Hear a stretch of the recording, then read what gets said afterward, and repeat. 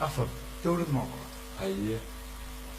انت دبا كنا دغالكي سوكيها الدنيا كدhe في ودلعay shirkadaha ma garata adiga dibadaha u dhoofee inta uu dal kala tagay ganacsi dawladdiisii dawladda raashin dhacayo ganacsi dawladdiisii soo daadsaleedahay dirham kaga xaraashtay dooyo maraakiib ku soo daadahaye dekedaha ka soo roga dabadeedna naga gada dollar u tiro badan deganiya nabadii kuwaas dawlad ma ogola waxay ku diideen dambiga sameeyaan daayicdoon صح وكو hay'adaha dulalke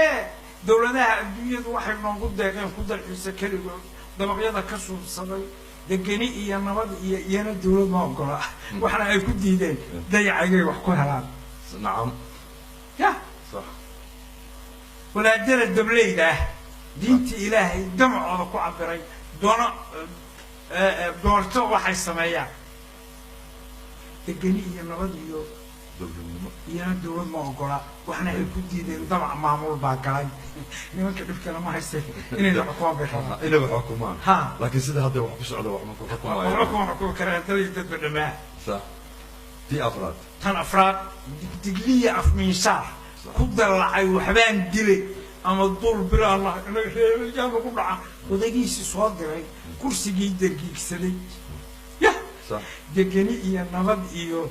doorashiyo dastuur iyo isna dawlad ma ogola waxna uu ku diiday dib uu soo arkay maanta dileysna hal isdoorto waa ogyahay inaa cidina dooranay صح marka afartaas صادق في عبكم يا مان مركو afartaas dawlad ma ogola dadku hay ogaadeen anna waxaan ku soo duulay waa iyagana dadka u sheego أيه maxaa dawo markaas oo afartaas maxaa lagu daweynayaa sida loogu gudbo waxaa lagu daweynayaa maasal dheer oo la yiraahdo Bangladesh waxa ku jira dadkayga hadimada markaan deey garashaday dambiga waxa saaraya daliilkeedana haya dooratu kumeystihii dalkeena markuu qabsaday mid dooro garashadiyo markii mid qadabayay dooni mayna da